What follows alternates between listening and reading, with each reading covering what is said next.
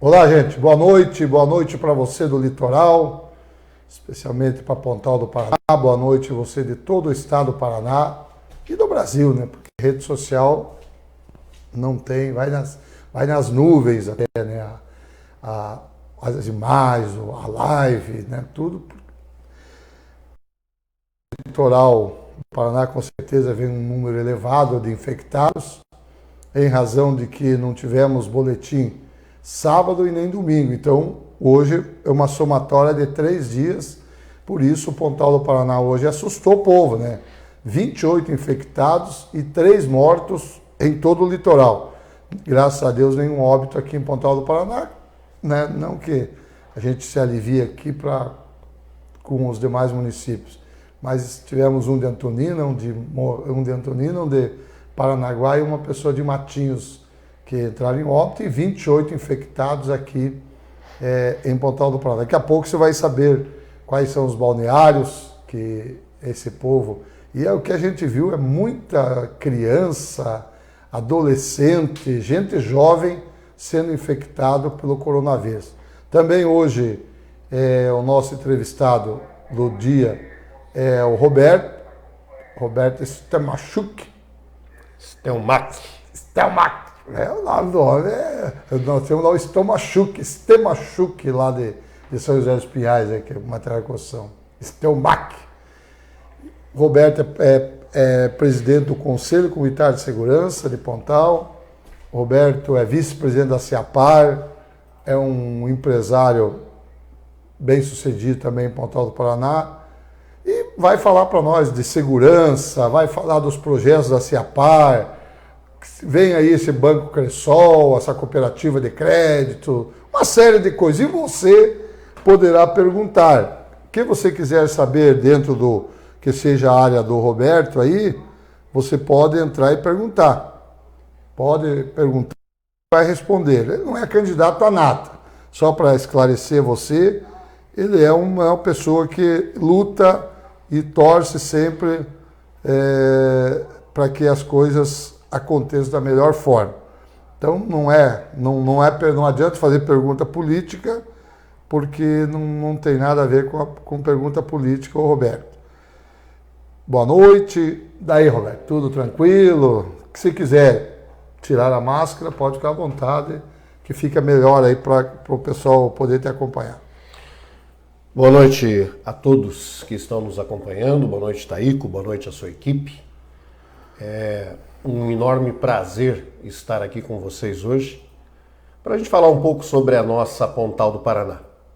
Uma cidade que acolhe a todos e que, nesses quase 25 anos da sua história, desde o início do processo, lá em 1995, vem buscando aí o seu tão almejado desenvolvimento. Moro aqui desde 2012, tenho casa aqui desde 2010, comecei a frequentar aqui em 1992, quando meu pai comprou um terreno e nós ajudamos ele a construir uma casa. Meu pai mora aqui no município e eu, minha família, né, vivemos aqui e, de certa forma, tiramos uma boa parte do nosso sustento aqui das atividades desenvolvidas também em Pontal do Paraná e nos municípios vizinhos do litoral. Eu quero pedir para você que está nos acompanhando, a gente está fazendo, né, claro que as 4 páginas nossas saem ao vivo, mas nós estamos fazendo aqui na Litoral PR News, que é a página que o Tribunal Regional Eleitoral exige aí a partir dessa semana.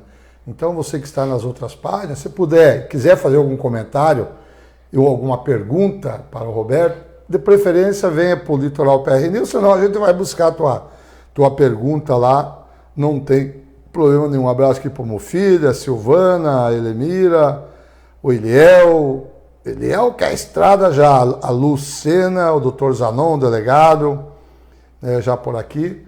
Então, a gente vai focar a segurança pública, que também é uma carência em Pontal do Paraná, assim como os municípios do Paraná, que é uma área que cabe ao Roberto, cabe ao CONSEG, né, trabalhar com os delegados, comandante da PM, Polícia Rodoviária, Guarda Municipal. Então, você que quiser fazer alguma pergunta, alguma reclamação, o Roberto, ele é o presidente, ele é o homem que é o pacificador, mas também a hora que tem que cobrar, tem que cobrar. Ô Roberto, a nossa segurança pública de Pontal, ela está contenta? Muita reclamação de comerciante ou de repente para vocês? Como é que está aí você que faz o lado político da segurança e o lado da cobrança? A primeira coisa que eu quero deixar muito claro, né, quando a gente fala assim, faz o lado político, não, é aquela política totalmente apartidária, né? E política de relacionamento. Seres políticos todos nós somos e fazemos política da hora que acordamos à hora que vamos dormir, né? Mas de fato, né, hoje a questão da segurança pública, ela não é um problema de Pontal do Paraná.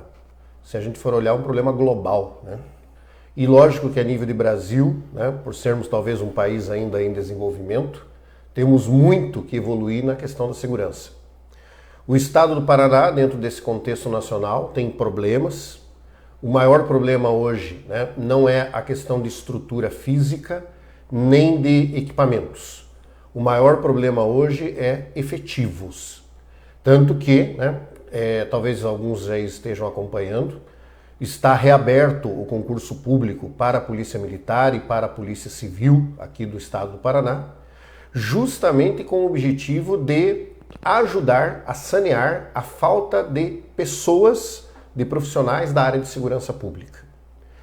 Hoje, quando a gente olha a questão de Pontal do Paraná, é lógico que a população vai ter lá as suas dificuldades, muitas vezes, em ser prontamente atendida pelas forças policiais.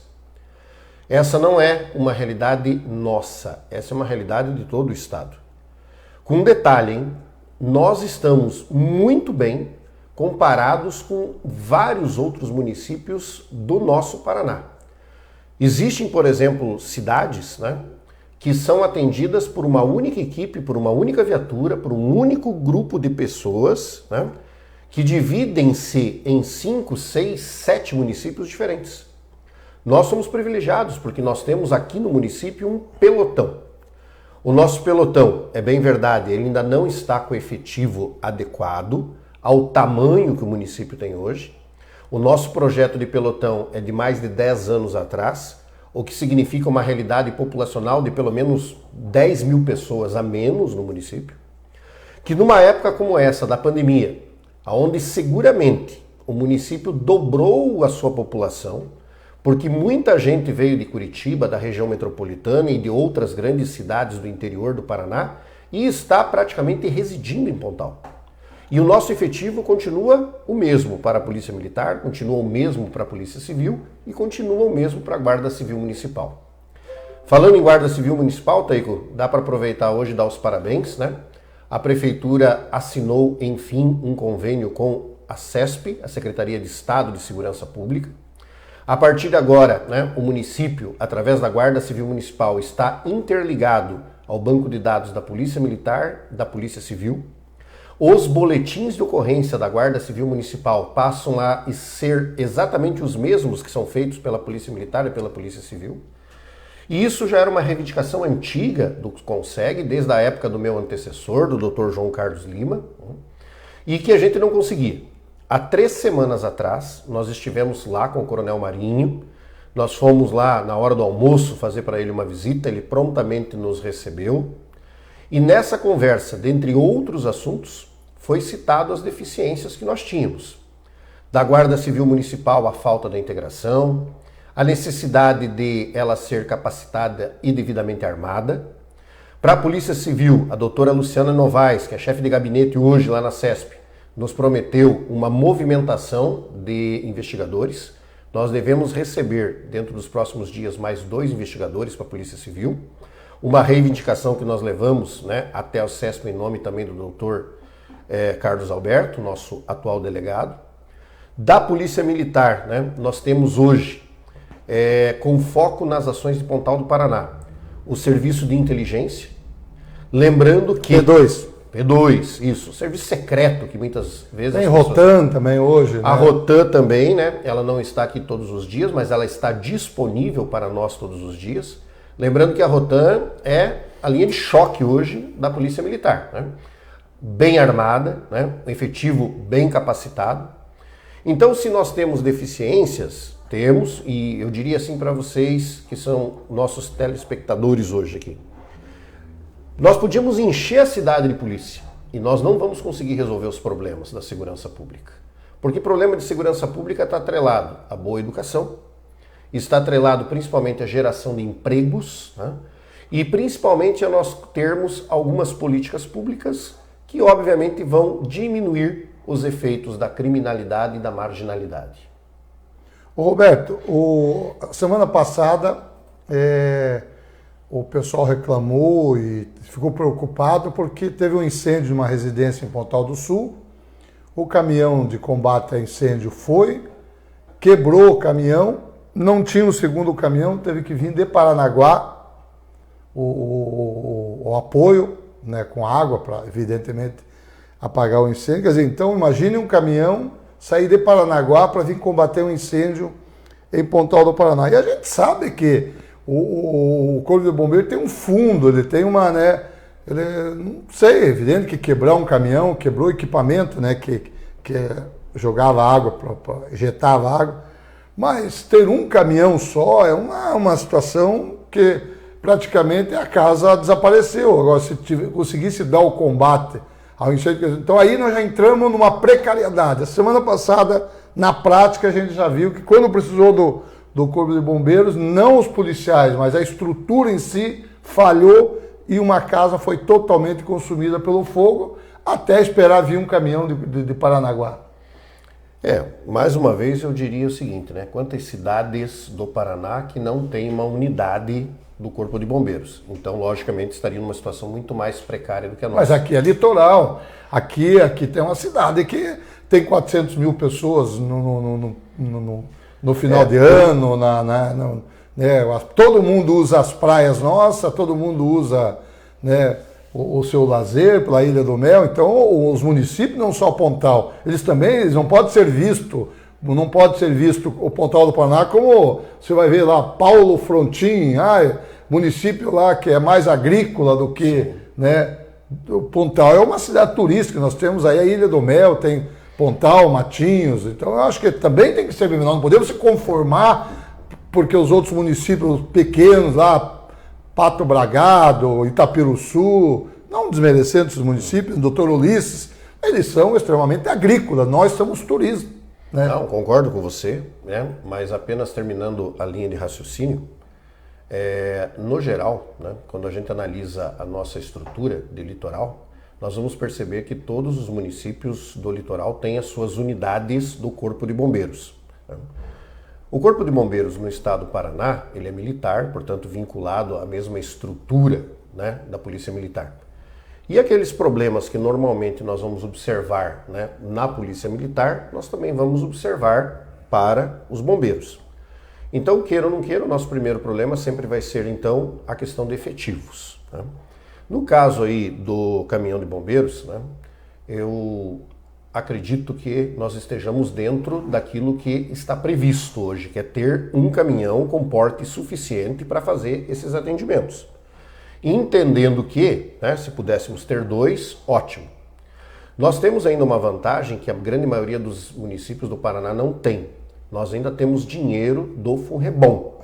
O Funrebom, né, ele foi entendido, inclusive, há algum tempo atrás, apesar de, né, haver muita polêmica em cima disso, que seria uma cobrança indevida, né? Não teria legalidade.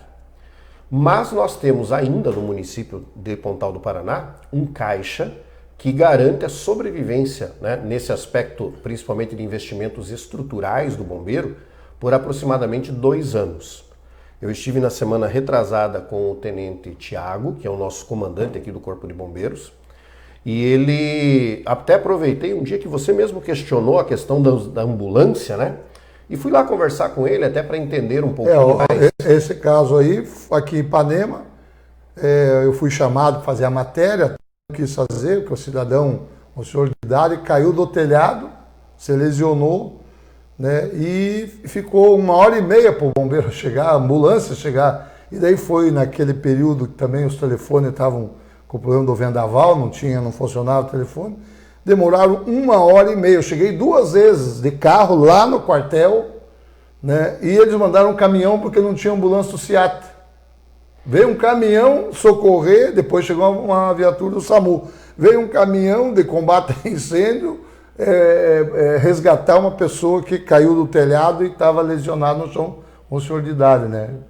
Ainda eu liguei até para você, digo, Roberto, você como presidente do CONSEG, é um absurdo uma pessoa ficar 1h30 e o tenente ainda ele falou, olha, como nós não estamos sem contato, telefone, não conseguimos a ambulância do SAMU, eu vou mandar o caminhão assim mesmo, já dá o primeiro atendimento, porque nós estamos sem viatura. Quer dizer, a culpa não é dele, de quem é que eu não sei. Você veja, engatando uma coisa com a outra. Ontem nós tivemos um caso, um jovem motociclista aqui de Pontal, foi uma colisão com um automóvel, a pessoa estaria embriagada, a polícia rodoviária que demorou 1h para chegar, a ambulância mais 1h e pouco. Quer dizer, quem sabe se chega aí, já é caso de SAMU também, né? Não é tão com você. Mas nem SAMU, nem SEAT, demoraram mais de 1h e a pessoa ficou estapelada no chão lá. Então, quer dizer, a gente sabe que tem hora que pode acumular o número de ocorrências, mas quando precisa, o caso urgente, essa parte da segurança tem tido os problemas, né? Veja bem, no caso, por exemplo, de ambulância por parte dos bombeiros, isso já não faz mais parte da competência deles. Porque antigamente nós tínhamos o serviço de SEAT, ele não é mais disponibilizado para a maior parte dos municípios. O SAMU absorveu tudo isso. Mas nós não temos SEAT, então? Então nós não temos. O bombeiro, na verdade, ele vai poder fazer um atendimento como esse, né? Então por isso que o bombeiro mandou um caminhão no lugar de uma ambulância? Porque isso que eu fui 2 vezes, pessoalmente. Nós temos que agradecer realmente ao Tenente Tiago nesse sentido, né? Pela prestatividade, né? Porque se há uma coisa que há de ser admirada e louvável, né, na Polícia Militar, tanto como na Corporação dos Bombeiros, ninguém se pesa para fazer as coisas que são demandas da sociedade. Mesmo que muitas vezes até não sejam suas competências. Mas nós tínhamos realmente essa cultura de que o bombeiro fazia esse tipo de atendimento, né? O bombeiro tirava a abelha das casas, né? Hoje isso já não acontece mais. Então, por exemplo, lá, né, não tem ambulância, não teve atendimento do SAMU, a pessoa está precisando, né? O que o comandante fez? Mandou uma viatura de grande porte, um caminhão, para auxiliar nesse processo. Até porque os bombeiros, de fato, eles têm o treinamento para fazer os primeiros socorros, né? Para fazer esse processo de salvatagem aí, né, que se faz necessário. Quanto à questão, por exemplo, do atendimento da rodovia, né? E isso vale para qualquer força policial hoje do município, às vezes, né, a gente chama e demora para ser atendido, né? Algumas coisas, né, são justificáveis, talvez outras precisem ser analisadas. Uma das coisas que nós tínhamos uma grande quantidade de reclamação é que as pessoas ligavam muito aqui, por exemplo, na Polícia Militar e não atendia o 190. Caía no 190 em Curitiba, né? Então, agora cai todos no 190 de Curitiba. Mais uma novidade, então não temos SEAT, agora não temos 190. Mas né? a questão, por exemplo, Taíco, do 190 aqui em Curitiba é muito melhor. E eu vou explicar por quê. O que acontecia normalmente aqui no nosso pelotão? Nós temos um efetivo pequeno, né? Nós temos uma quantidade de pessoas que trabalham durante o dia e viram as 24 horas, que é pequeno. Então poderia acontecer, por exemplo, de no atendimento de uma determinada situação, não conseguir atender o telefone. Então o telefone ficava tocando e não atendia. Então, através do próprio Conselho de Segurança, né, e em conversa... Mas e como é que vai? Liga lá, no Copom, lá em Curitiba. Cai lá no Copom. Chegou lá, o Copom dispara, mas tem que ter uma pessoa para atender sistema. Mas aí está o X da questão, né? Qual que é a vantagem para o cidadão pontalense? Se demorar para atender, fica registrado no sistema. Se não atender, fica registrado no sistema. Qual era a diferença de eu ligar e o telefone não ser atendido? Não tinha registro. Então, hoje, nós temos insistido muito, inclusive, para que tudo seja via sistema. Porque o sistema gera dados, gera informações. Então, hoje, na prática, a efetividade do trabalho da Polícia Militar está melhor do que quando nós tínhamos os atendimentos aqui. Veja bem, Roberto, que um número assim que eu te passo, né, que é interessante. Eu fui delegado aqui, o primeiro delegado, assim que Pontal foi emancipado. Claro, eu ganhei como presente pelo meu trabalho que eu desempenhava como superintendente da Furtos e Veículos, do COP. O doutor Todd, quando assumiu como delegado geral, falou, não, você vai ser o primeiro delegado de Pontal do Paraná. Eu falei para ele, eu vou só se eu tiver estrutura, com o efetivo que tem lá, eu não vou. Ele me deu 10 policiais, 3 viaturas. Bom, então você veja, Roberto, em 97, que foi quando o doutor Hélio assumiu o primeiro prefeito em Pontal, em 97 eu assumi como delegado. Eu construí a delegacia de Praia de Leste, uma delegacia simples, mas tinha até uma carceragemzinha, cozinha para os policiais, um dormitório e o pátio de atendimento de plantão ali do lado do privê ali. A delegacia de Ipanema, a gente já começou a construção no primeiro ano e está ali uma delegacia moderna com dinheiro da comunidade, do CONSEG, que a Sila era presidente do Conselho Comunitário de Segurança. E a gente fez, e eu coloquei um container lá na delegacia de Pontal do Sul para dar mais segurança, porque era muita fuga. Então você veja, a gente tinha 3 delegacias com plantão e Ipanema, 24 horas, além do plantão, uma equipe de investigação para investigar de imediato a denúncia ou o fato ocorrido. Né? Então você veja, naquela época a população de Pontal era 8 mil. E eu tinha 16, 17 policiais, mais 5 da prefeitura, um efetivo de 20. O município tinha 8 mil. Hoje o município tem aí com 30, 35 mil.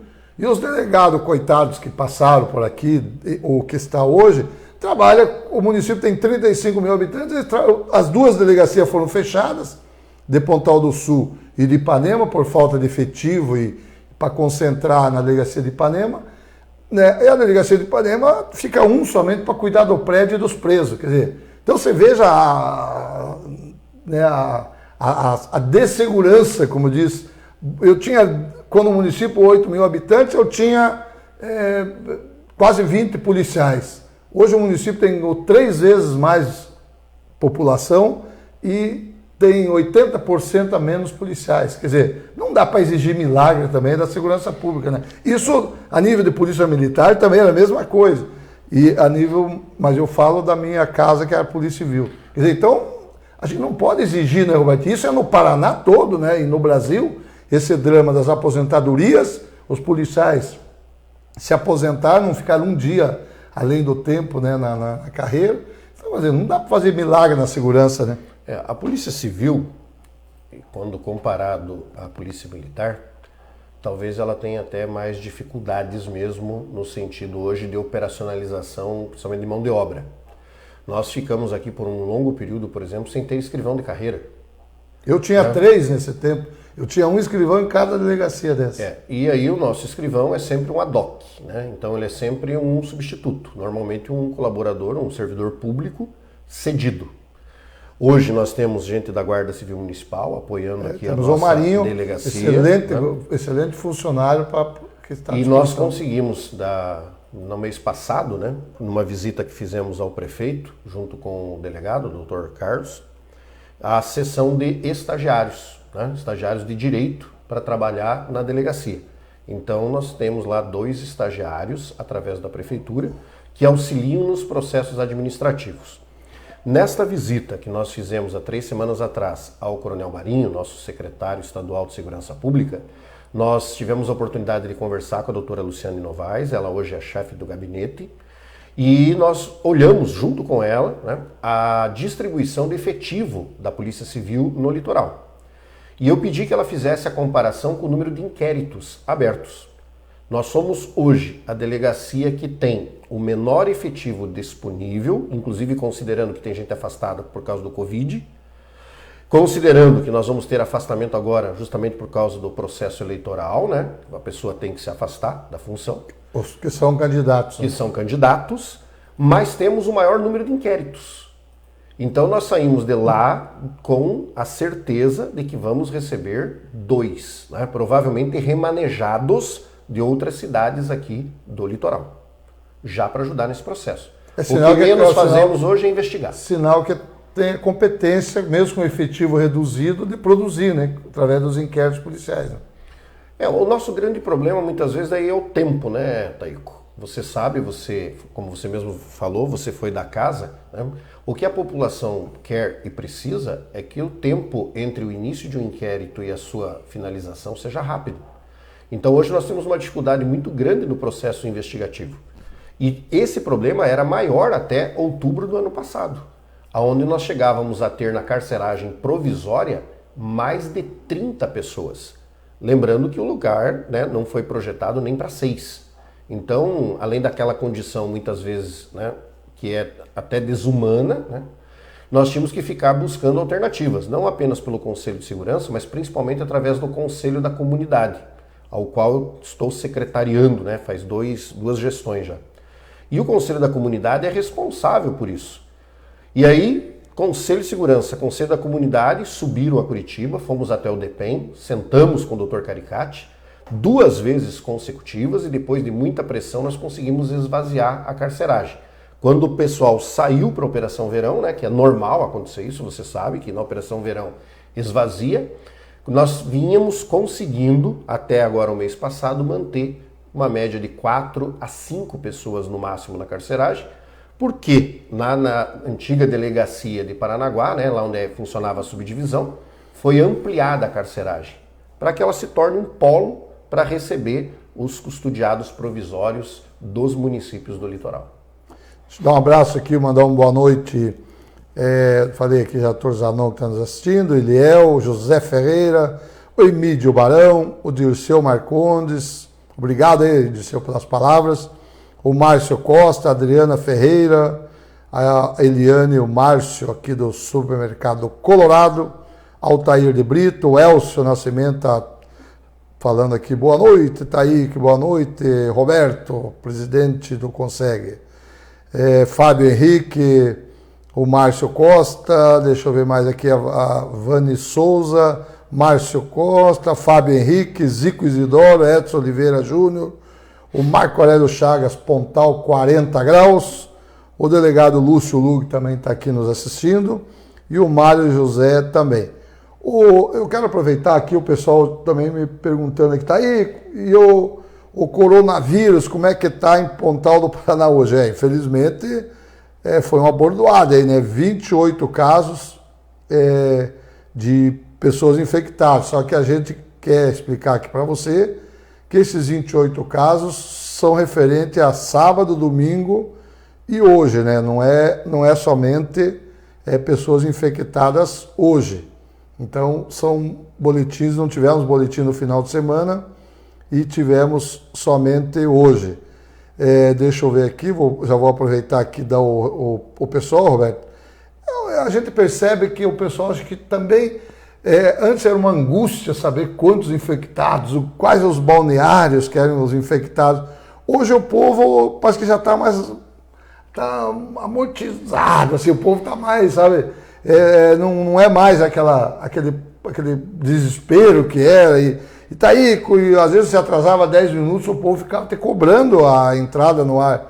Será que o povo já vai acostumando com o coronavírus, Roberto? Então, no estudo da Organização Mundial de Saúde, né, há uma previsão, inclusive, dessa análise pelo aspecto psicológico, né?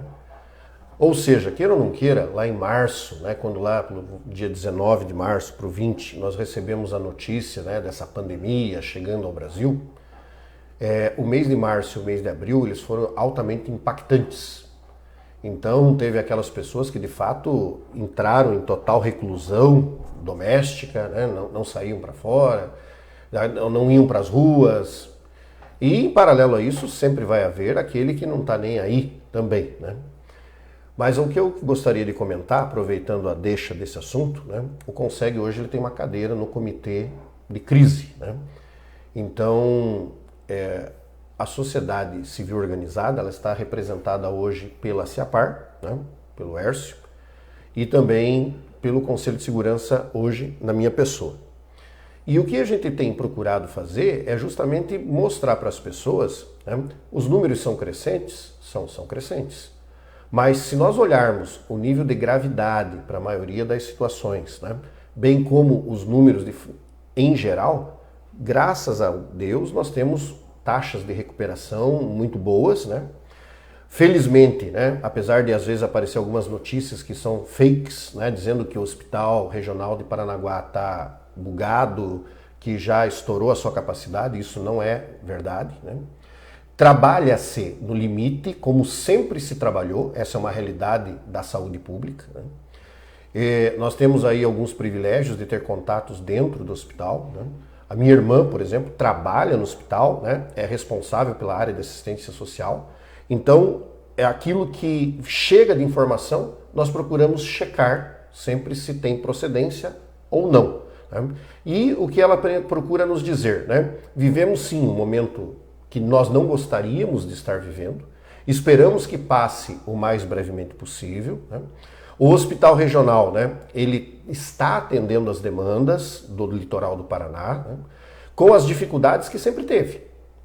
E é lógico que, nesse aspecto, a própria estrutura ou a estratégia adotada pelo governo do estado, assim como pelos municípios, através dos seus decretos locais, ela tem se mostrado adequada. Porque nós não tivemos a pandemia, né, e nem aquela ideia de que tudo isso, ou todos nós, iríamos nos contaminar. O que nós temos sim, é lógico, que atender também essas demandas, né, que se sobrepõem a outras que já existiam, né, e que talvez apenas estejam sendo menos comentadas. Para deixar muito claro, né, nós somos um município hoje que tem o maior grau de liberalidade para funcionamento do comércio, e nem por isso estamos com números piores do que os municípios vizinhos. Isso prova boa parte de consciência de muitos moradores, talvez de boa parte dos turistas que vêm aqui, né? Mas nós temos duas grandes vantagens. E isso eu tenho que concordar com o meu irmão Dalbor. Nós temos muito sol, né? E você sabe, né, quem estudou um dia biologia, estudou ciências na escola, que sol mata vírus, né? Então nós temos que pensar nesse aspecto, né? Nós somos privilegiados. O tempo seco, que é ruim em muitos aspectos, tem sido uma vantagem para a gente poder fazer controle, né? As pessoas que tomam sol, elas ficam menos doentes, melhora a imunidade. E queira ou não queira, o problema de ter a verdadeira invasão no final de semana, talvez ela ajude, de alguma forma sim, a contribuir com isso. Porém, dentro das medidas e dos limites legais, eu tenho certeza que o Executivo e o próprio Comitê têm feito aquilo que é possível e aceitável. Então, deixa eu veja a idade, né? Engraçado que o coronavírus agora ele já não tem mais idade, né? Antes, não, porque deixa os velhinhos em casa, que o velhinho e tal. Então, você veja aqui, vamos aqui nos 28 para ver os balneários. Isso aqui é importante a gente sempre colocar, Roberto, porque o pessoal vê aquele balneário que teve uma carga maior de infectados. Então, vamos ver aqui, ó. Os 28 infectados. Um homem de 74 anos, Pontal do Sul. Uma mulher de 26. Ipanema, um homem de 65 anos. Em Xangri-Lá, um homem de 65 e um de 25, Balneário Xangri-Lá. O Grajaú pegou pesado, hein? O Grajaú tem uma mulher de 28 anos. Em Xangri-Lá, mais uma mulher de 51. No Grajaú, uma criança de 1 ano. Né? Uma criança de 1 ano. Um homem de 27 anos. Uma mulher, uma adolescente de 12 anos. Um homem de 74 anos em Praia de Leste. Aí nós temos aqui uma mulher de 39 anos, Pontal do Sul. Grajaú volta de novo com uma mulher de 67 e uma criança de 2 anos. Né? Também Canoas, uma adolescente de 17 anos. Uma mulher de 61, Grajaú novamente. Um homem de 52, Santa Terezinha. Uma mulher no Jacarandá. Uma criança de 2 anos. Tivemos 3 crianças de 2 anos hoje, hein, já. Um homem de 48 em Pontal do Sul, um homem no Las Vegas, uma mulher de 46 em Pontal do Sul, 71, uma mulher 71 em Praia de Leste, homem 65 em Ipanema, Pontal do Sul novamente uma adolescente de 20 anos, um homem de 71, Canoas, Praia de Leste um homem de 55, Jardim Jacarandá um homem de 36, um jovem de 21 anos em Praia de Leste. Aqui é a coisa de 2 anos, criança até... Mas aqui deu para ver que se você fazer a média aqui, Roberto, vai dar 25, 30 anos. Mas eu acho aí, Teico, que o que acaba acontecendo é o cuidado com a higienização. Então, queira ou não queira, né, vírus, doenças bacterianas, elas são proliferadas pela nossa falta de cuidado muitas vezes. Então por que nós estamos usando máscara? Por que nós estamos lavando muito mais as mãos, né? Higienizando com sabão, com álcool, gel, 70%? Para nós diminuirmos as portas de entrada para esse vírus.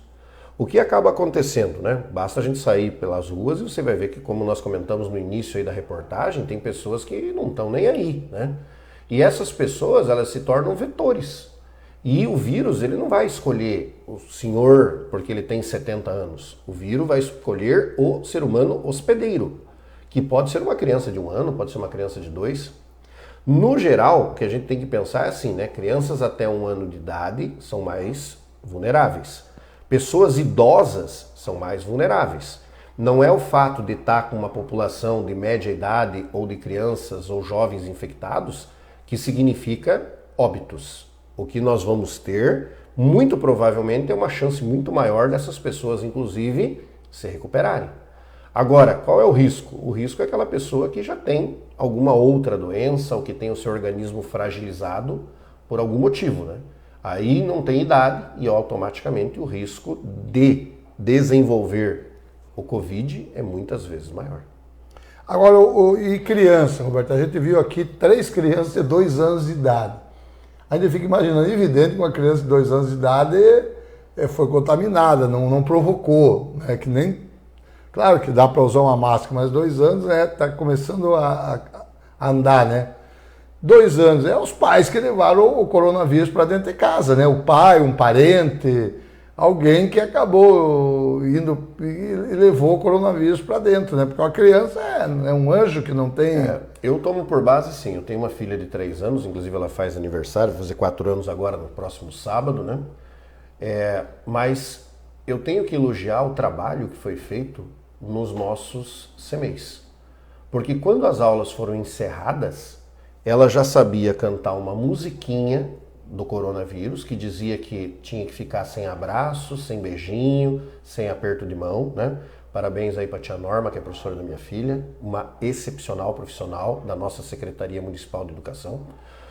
Ela sabia usar a máscara e ela usa a máscara. E o mais legal de tudo é que a gente evita que ela saia, mas naqueles poucos momentos que ela sai de casa, quando ela vê alguém não usando a máscara, aquilo que eu muitas vezes não tenho coragem de falar, que é de chamar a atenção da pessoa, ela fala, né? Olha lá, o tio não está usando máscara. E eu sinto que alguns até ficam constrangidos de ver um toquinho de gente, né? Uma criança com menos de 4 anos, talvez mais consciente. Mas de fato, né? A nossa legislação diz hoje, né? Crianças com menos de 12 anos devem ficar em casa. Mas o pai tem que trabalhar, a mãe que tem que trabalhar, então o cuidado sanitário, né? Desde você colocar um tapete, pelo menos com um pano embebido, em água sanitária, para você entrar. A hora que a pessoa chega, retirar sapato, se puder, tirar toda a roupa, já vai tomar banho, coloca toda essa roupa para lavar, não economiza no sabão em pó, sabão mata vírus, né? Então, tudo isso são cuidados. Para a gente saber, né, o porquê que essas 2 crianças aí com pouquíssima idade, né, foram contaminadas, tem que fazer um histórico social, né? E nós não temos essa condição, infelizmente.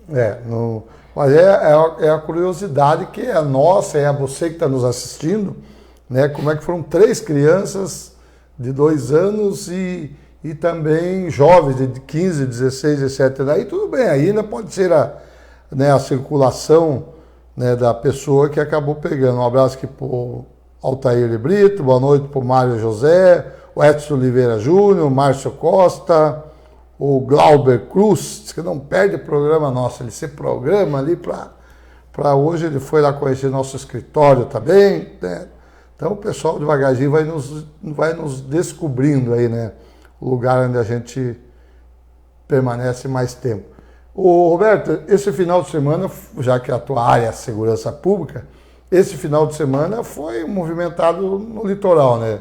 Tivemos um caso do Triângulo Amoroso aí em divisa de Pontal com Matinhos, onde a mulher acabou matando o marido que estava com a vizinha dentro de casa. Ela fez de conta que saiu, voltou, surpreendeu o marido com a vizinha e deu-lhe uma facada certeira. divisa Pontal com Matinhos com Pontal. Então, é investigado pela delegacia de Matinhos.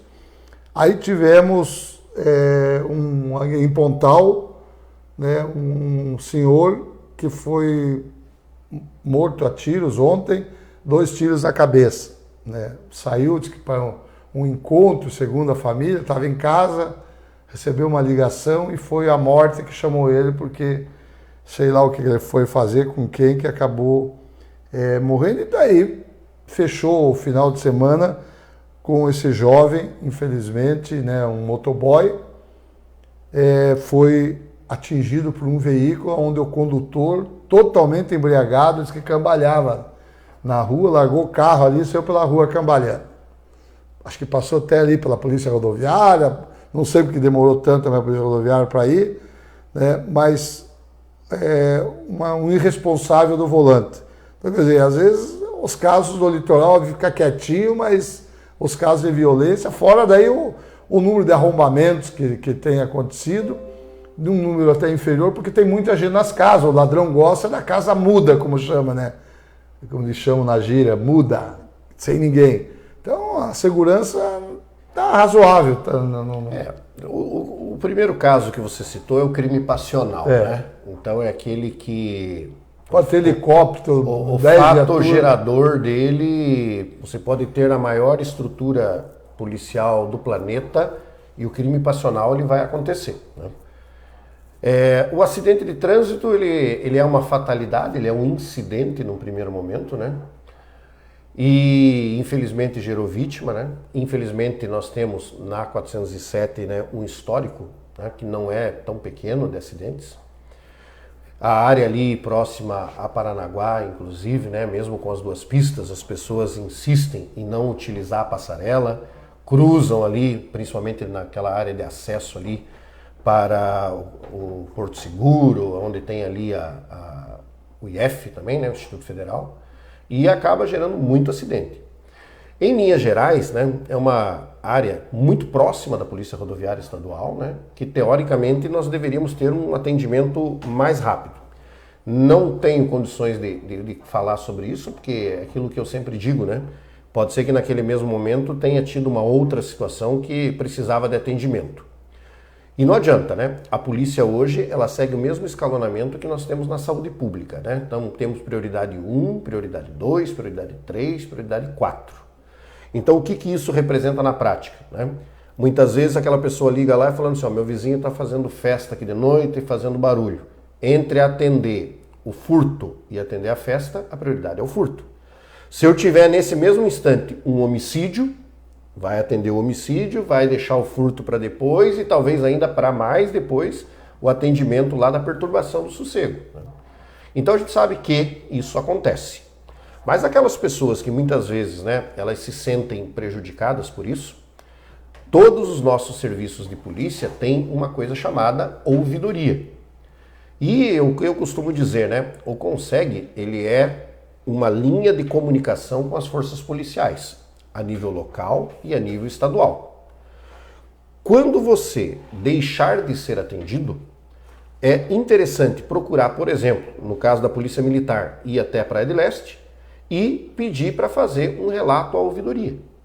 No caso nosso aqui, quem faz o próprio relato é o próprio comandante, o Sargento Leandros. Se você não se achar confortável de fazer com ele, pode pegar lá no site, tem ouvidoria da Polícia Militar. E você vai fazer o seu registro, ó. Fiz tal hora a ligação, fui atendido, né? Não apareceu ninguém. Para que a gente possa fazer o estudo dos números, né? Porque pode ser que não apareceu ninguém de fato, né? Temos que descobrir por que não houve o atendimento. Se o atendimento demorou, por que esse atendimento demorou? Há justificativa? Não há justificativa? Até porque, vamos ser pontuais, né? Nós estamos trabalhando com gente, é ser humano, né? O profissional da polícia é um ser humano e que muitas vezes é falível também. Então, é importante que não fui atendido, faz registro na ouvidoria. Doutor Zanon aqui está perguntando, e a situação da Guarda Municipal, armar a Guarda Municipal, que hoje trabalha com, né, uma arma... Taser, arma né? Elétrica. Arma elétrica. A Guarda Municipal, como é que está a tramitação para armar a Guarda Municipal, para dar uma segurança a mais para o guarda ao atender uma ocorrência de gravidade? Então, a primeira coisa, eu gostaria de dar um grande abraço ao Dr. Zanon, né? Ele sempre que pode prestigia as reuniões do Conselho de Segurança. É hoje uma pessoa que está preocupada aí com as questões de segurança, né? Eu sei que já está no sangue isso, mas mesmo aposentado, ele continua aí atuante, né? Principalmente em Xangri-Lá. O processo ele foi iniciado ainda na época do Subjax, né? Ele está tendo continuidade agora com o Fonseca, né? Que assumiu a função de comandar, até por uma questão mesmo regulamentar e estatutária, né? A guarda precisa ser comandada por um guarda, né, municipal. O processo está dentro dos trâmites dentro da Polícia Civil. As capacitações, né, até onde nos foi passadas as informações, elas já estão conclusas. E agora o que falta é a questão voltada à liberação mesmo. Né? Nós hoje podemos aproveitar uma brecha, né, que está lá no Supremo, que os municípios que tinham menos de 50 mil habitantes, eles não podiam ter guarda municipal armada, hoje isso é possível. E hoje a gente vê isso com muito bons olhos e até eu pessoalmente enxergo como uma coisa inclusive de caráter constitucional, porque a efetividade do trabalho das polícias tem que ser municipal. Não adianta vir só do governo do estado, vir só do governo federal, modelos prontos. É quem vive a realidade do município que automaticamente tem a condição de contribuir mais. Nós temos uma necessidade ainda, que é a realização de um novo concurso. Nós precisamos de um efetivo maior para que o serviço possa ser melhor realizado. Eu acredito que até o final desse ano nós vamos muito provavelmente ter uma boa notícia de armar a nossa guarda. Acreditando que, para isso, todos precisam estar devidamente capacitados e devidamente avaliados. O Glauber aqui elogia, né, o trabalho que a gente vem fazendo e fala aqui, agradecendo ao Binho pela limpeza que foi feita ali no Jardim Primavera, o Igor pedindo aqui mais um reforço de policiamento. O Roberto já disse aqui, Igor, que você entrou agora, né, que eles já tiveram reunião com o secretário de Segurança para poder aí aumentar, pelo menos já está prometido a vinda de mais 2 investigadores.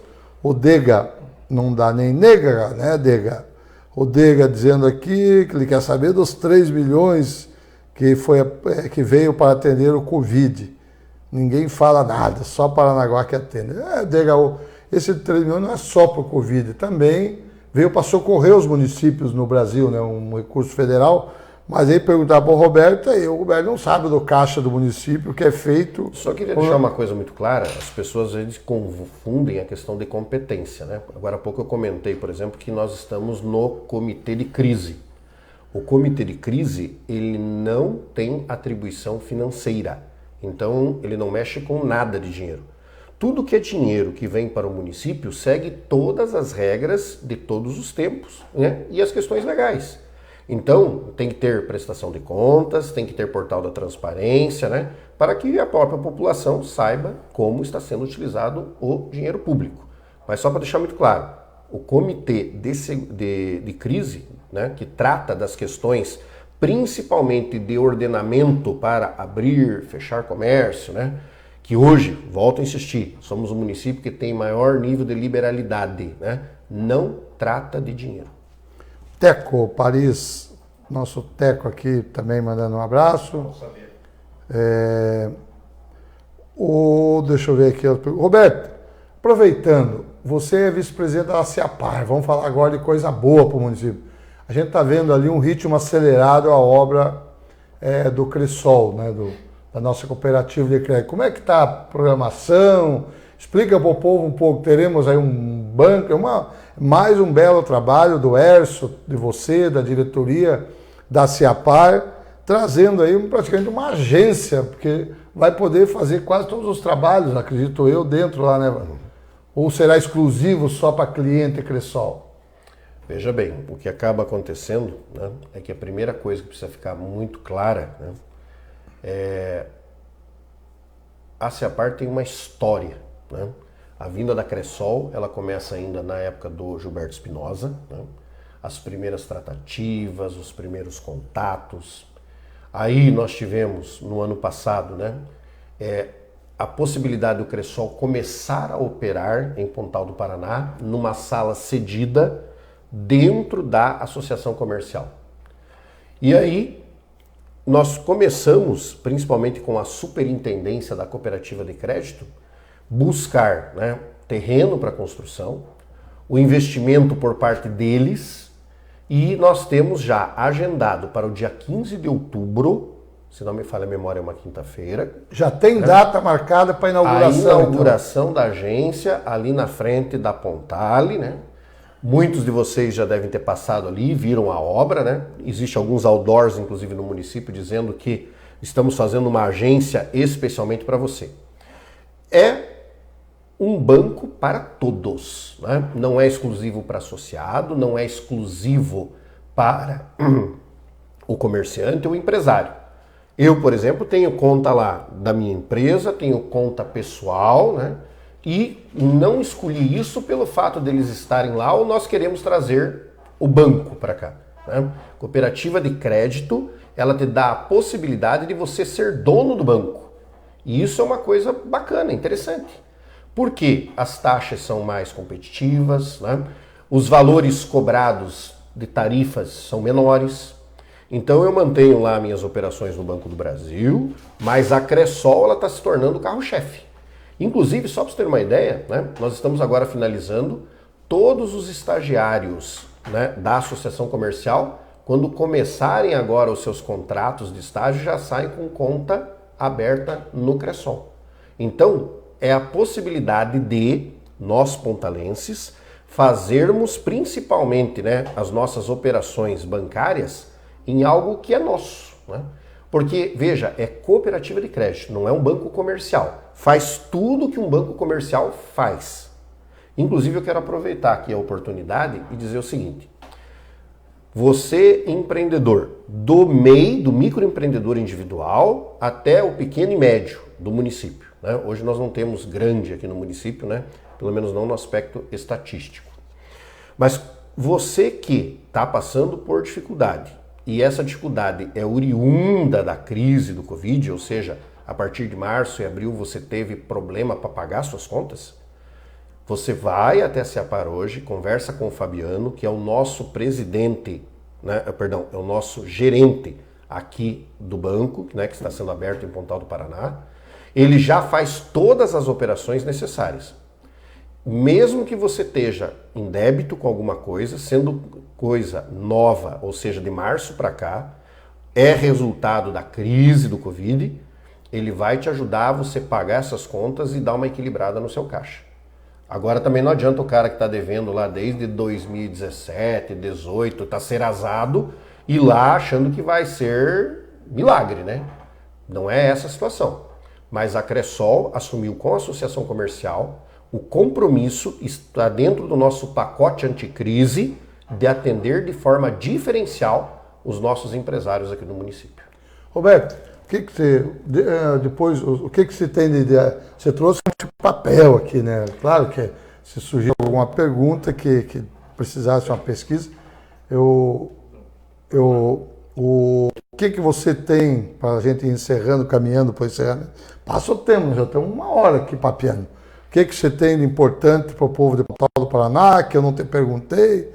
Vou mandar um abraço aqui para a Cleus do Jornal, a Lu, o Henrique Gonçalves, que está nos assistindo, também o Aurélio, lá do nosso supermercado Empório, lá em Xangri-Lá.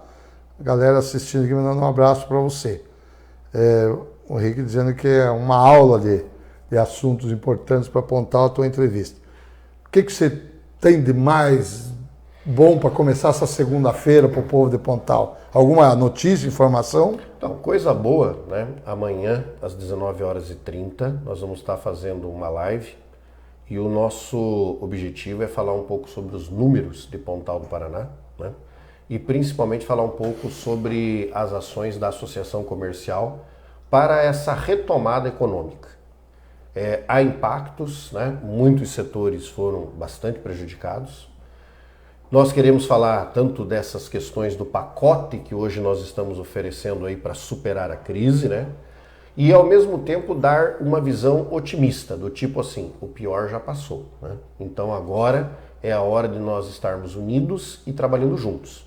Então amanhã, 19h30, né, nós vamos fazer a divulgação, né, amanhã inclusive lá de como acessar, né, para que as pessoas possam ter principalmente, né, o nosso empresário e o nosso cidadão, o nosso pontalense, uma ideia de como vai ser esse segundo semestre do ano de 2020 e qual a perspectiva para a temporada, inclusive. Eu gostaria de aproveitar aqui, né, e dizer assim, o nosso presidente lá da Ceapar, o Hércio, ele está, né, fazendo um tratamento de saúde em Curitiba, né? Eu quero deixar para ele um grande abraço, né? Eu quero dizer para ele, né, que todos nós aqui estamos orando por ele. Ele fez hoje mais uma intervenção lá, né? Fez um cateterismo. Então, precisa agora ficar tranquilo, entender que nós estamos aqui procurando fazer o melhor possível, né, para que a Associação Comercial continue sendo a grande entidade de representação da sociedade civil organizada de Pontal e as obras que nós planejamos continuam sendo executadas. Roberto, eu vou agora para um break comercial, 30 segundinhos da construtora Romar. Você vai conhecer o maior empreendimento imobiliário da história de Pontal do Paraná. Depois você vai responder a pergunta do Jair, da Patrimonial. O Jair pergunta, Roberto, fala para nós, de 1 a 10, se sai o porto, não sai o porto, a estrada. E nós tivemos um julgamento importante. Eu estive com o Dr. João Carlos Ribeiro no sábado, pela manhã. O Dr. João Carlos Ribeiro está otimista. Eu fiquei 2h30 conversando com o Dr. João no sábado agora, das 10 a meio-dia e pouco. Você vai falar, você que acompanha, e a Ceapar é parte no processo que foi julgado em Brasília a semana passada. Então, você prepare aí para você falar um pouquinho desse julgamento e quais são as chances, quando que volta para a pauta de julgamento. Primeiro, veja aí o maior empreendimento imobiliário de Pontal do Paraná. Istibit Residencial. Você perto da praia e desfrutando de todo o conforto que merece. Condomínio com localização privilegiada em Pontal do Paraná. Casas com 2 quartos, espaço gourmet, 2 garagens e espaço de lazer privativo. Seu sonho agora é realidade.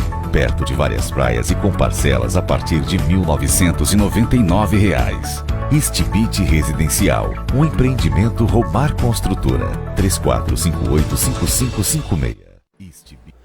E daí, Roberto? Então, a pergunta do nosso Jair, da Patrimonial Telecom, a maior operadora que nós temos, não é nem operadora, é de tudo, a melhor Wi-Fi, é a melhor internet, é tudo ali do material patrimonial monitoramento, patrimonial telecom, grupo patrimonial. E daí, Roberto? Semana passada, uma ducha de água fria, o relator votou favorável à estrada, tendo estrada tem porto, não tendo estrada não tem porto, e de repente teve um pedido de visto. O que significa esse pedido de visto? Explica aí para o nosso povo.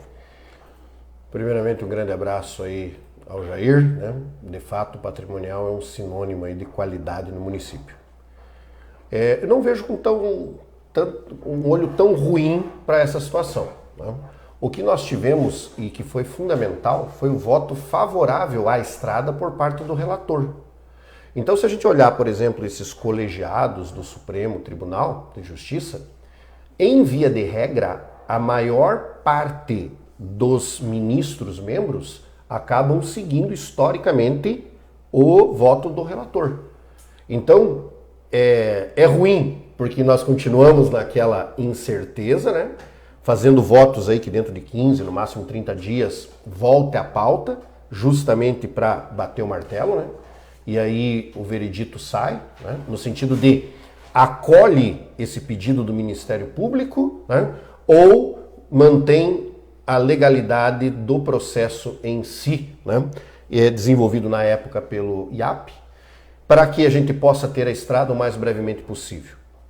No aspecto da estrada, né, tem muitas pessoas que falam assim, né, poxa, eu tô aqui há 20 anos e é sempre a mesma lenga-lenga, né? Tô aqui e sempre ouço a mesma coisa. Época eleitoral e sempre ouço a mesma coisa, né? Então tô dizendo uma coisa aqui, ó, não sou candidato a nada, o Altair Taíco já deixou isso muito claro, né? Acompanhamos sim de perto toda essa situação e posso garantir que nós nunca estivemos tão próximos de ter a nossa estrada. O que nós precisamos nesse momento é fortalecer o governador para tomadas de decisão. Então, independentemente do que vem acontecendo no Supremo Tribunal de Justiça lá em Brasília, o governador precisa se sentir confiante. Isso vem do apoio popular, assim como vem também do apoio político, inclusive dos nossos políticos locais para com o governador, e inclusive das suas esferas, a nível de Estado e a nível federal. Nos próximos dias, o Fórum de Defesa de Pontal do Paraná e da Ilha do Mel, né, é uma entidade que foi criada justamente para defender a importância da estrada para o nosso município e também da ilha. E aí, automaticamente, né, tem uma audiência com o governador. Isso significa, né, que nós temos a possibilidade de chegar para o governador e falar assim: governador, nós acreditamos no seu trabalho, nós acreditamos no cumprimento, principalmente das suas promessas de campanha, e nesse sentido, nós não temos dúvidas que o senhor vai fazer tudo o possível para nós termos estrada. Essa é a promessa do governo. O que precisamos hoje é que o governador, né, entre em contato com os ministros, que o governador peça o apoio dos nossos senadores e deputados federais para que nós façamos o nosso lobby político. Resolve o nosso problema. E eu não tenho dúvidas que antes do final do ano, se tivermos esse parecer favorável, que é muito provável por parte do Supremo, eu não vejo por que o Supremo iria contra as duas decisões favoráveis à estrada na primeira e na segunda instância. Então, nós acreditamos sim que até o final do ano nós temos licitação aberta para a construção da nova estrada, chamada aqui, conhecidas por nós, como uma faixa de infraestrutura. Deixa eu dar aqui agora depois você já prepara tuas alegações finais, como diz teu encerramento. Quero dar um abraço aqui nos aniversariantes do dia. Primeiro, começar com o nosso Pingo, né? Ademir Giroleto. O Pingo, que fez aniversário hoje, está comemorando. O Alexei também, lá do nosso Alexei, também aniversário. Nogueira Gonçalves, Cassiane Rodrigues, Vanelli Miranda, Pablo Oliveira, Dilce Campos, Lia Rocha dos Santos, Aline Sela, Augusto Talita, Júlio César Lima, Gisele Lopes, Patrício Dias, Jamila Serafim, até o Fábio Campana está aí, a Tatiane Cardoso. Então esses são os aniversariantes do dia, né? Feliz aniversário para você, e dizer que se você não postou aqui, é porque você não está com a tua página do Facebook com os dados completos. Daí nós vamos pelo Facebook, né? Às vezes a pessoa não coloca a data de nascimento, aí o Facebook também não tem como fazer. Então, Roberto, agradeço a tua participação e teu encerramento para o povo de Pontal do Paraná. Obrigado pela oportunidade, né? Obrigado para você que teve paciência aí de nos ouvir um pouco, tanto em nome da Associação Comercial de Pontal do Paraná, quanto em nome do Conselho de Segurança e das outras entidades aí que nós fazemos parte, né? O Conselho da Comunidade, o Conselho de Turismo, o Conselho do Contribuinte, né? De Pontal do Paraná, Conselho do Meio Ambiente, do Fórum de Defesa de Pontal do Paraná e da Ilha do Mel, e da Associação Amigos do Porto. Nós estamos à disposição de todos, né?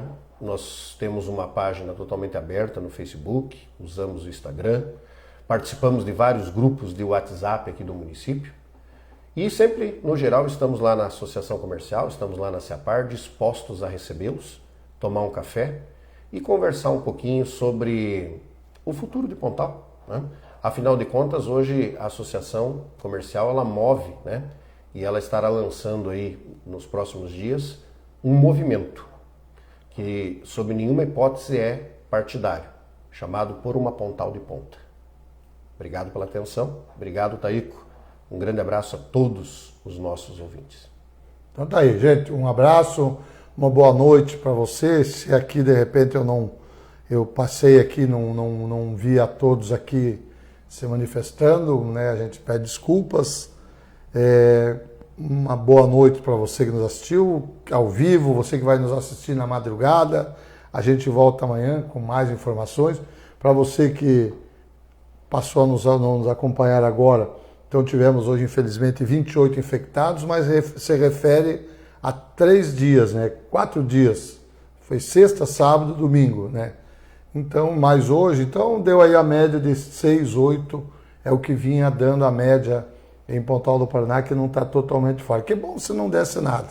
Então, um abraço, boa noite, fique com Deus e amanhã a gente volta, ou a qualquer momento, se a notícia for importante para você. Tchau.